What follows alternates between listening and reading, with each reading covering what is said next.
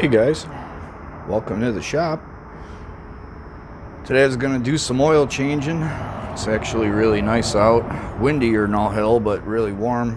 So I got to do some stuff outside today, including 2 oil changes. So when I was a kid, one of my first jobs, I was a lube tech, changing oil in a instant oil change. Back when literally they first came out. It was probably one of the first ones in the area. It was before they were a thing, those quick lubes. It was one of the very first ones around. So I got a job there. It was awesome. Awesome. Everybody that worked there had hot rods. I myself had a 75 Firebird with a big block in it that on a cold night, the front wheels would come off the ground. That's how fast this thing was. I was a kid.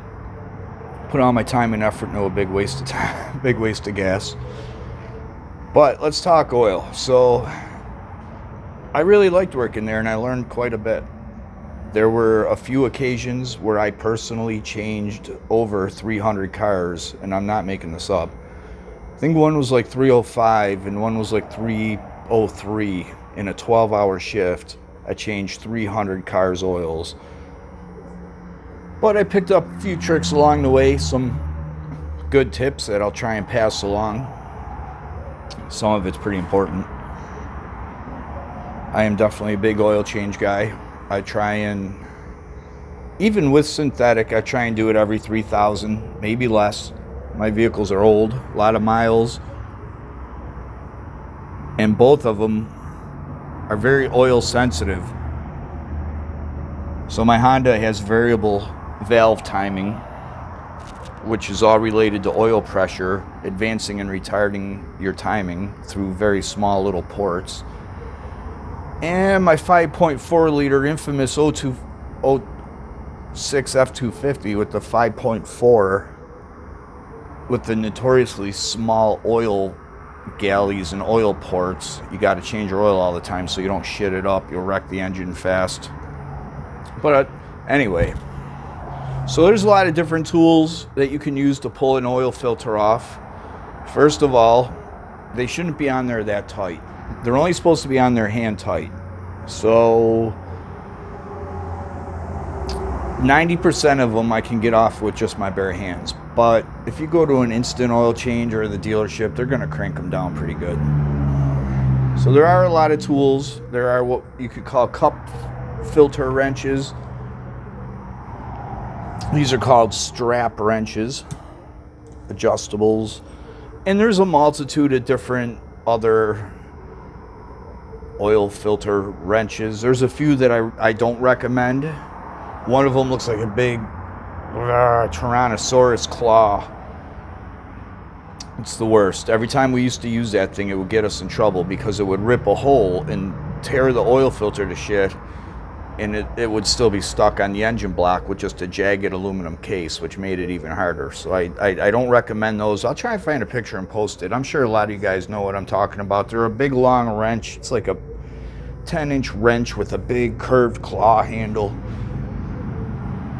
But I like these. I like strap wrenches. I like cup filter wrenches.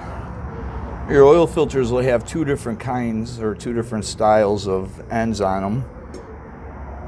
You can see here, some are fine tooth and some are kind of like socket like. So yeah, today I'm going to tackle a few oil changes, go through some stuff with you. There's some important tips. I have canister filter here, which none of my vehicles use, but I do actually have one. A lot of you Volkswagen guys will see these. Your Volkswagen Jettas, they're going to have these canister filters. God, sorry, I got such a dry throat. I got a drink. And these canister filters also usually come with rubber gaskets as well as regular filters. And usually you could just pop these out pretty easy. They're not in there tight. you remove the housing, pop that out, put in your new rubber gaskets, oil them up, and I'll talk about that in a minute. Yeah, some of your, it's usually German, I don't know. You know, there was a time when I worked there, I'm not exaggerating, I knew the oil filter number of every single car on the road. I knew when they pulled into that oil change, didn't matter what it was, I knew the oil filter number as soon as they pulled in. Typical Doug fashion, I took everything a little too seriously and learned and ate it up, and I'm not even joking. I know the oil, used to know the oil filter size for every single vehicle on the road off the top of my head. So one thing about canister filter, or not canister filters, but regular oil filters, they're going to have this rubber seal on there, this rubber gasket. It comes off pretty easy. If the last place you went cranked your oil filter down tighter than a son of a bitch, or they didn't grease this with oil before they installed it, there's a likelihood this rubber gasket's going to come off and stick right to your engine block, and you're not even going to notice it. Always check for that. When you pull your old oil filter off, make sure that rubber gasket's on your old oil filter. If it's not, you're just going to see that, not the rubber gasket. The rubber gasket's going to be stuck to the engine block right at the oil filter cooler inlet, or the oil inlet, oil filter housing. And they don't sit in there that tight, and they come out pretty easy. So that's very important. What else? Yeah, I like to know what size everything is. You know, I don't want to get under there and have to fuss around for stuff. So I have written down the sizes of everything that I you know, the oil, the drain plug size, oil filter size,